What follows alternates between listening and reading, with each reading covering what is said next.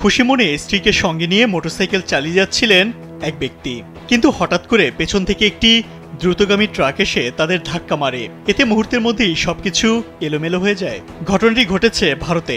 দেশটির সংবাদ মাধ্যম টাইমস অফ ইন্ডিয়া জানিয়েছে, মহারাষ্ট্র রাজ্যের নাগপুরের লোনারা থেকে মধ্যপ্রদেশের কারানপুর গ্রামে যাওয়ার পথে এই দুর্ঘটনা ঘটে। অমিত বুমরা যাদব এবং তার স্ত্রী গ্যার্সি যাদব মোটরসাইকেলে করে যাচ্ছিলেন। তারা দেওলাপাড়ের কাছে আসতেই পেছন থেকে একটি দ্রুতগামী ট্রাক তাদের মোটরসাইকেলকে ধাক্কা দেয়। এতে গ্যার্সি রাস্তায় পড়ে যান এবং ট্রাকটি তাকে চাপা দিয়ে দ্রুত পালিয়ে যায়। এতে অমিত নিজেও আহত হন।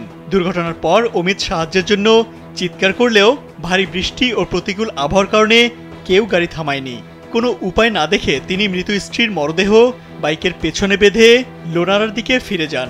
তখন হাইওয়ের একটি বনাঞ্চলে দুর্ঘটনার খবর পেয়ে পুলিশ পৌঁছালেও কোনো যানবাহন বা আহত ব্যক্তিকে খুঁজে পায়নি। পরে ভাইরাল ভিডিও দেখে অমিতকে শনাক্ত করা হয়। পুলিশ তাকে খুমারি টোল প্লাজার কাছে থামানোর চেষ্টা করলেও তিনি সেখান থেকে চলে যান। পুলিশ ধাওয়া করে তার বাড়িতে পৌঁছে তাকে থামায়। ভিডিও দেখে দুঃখ প্রকাশ করেছেন নেটিজেনরা।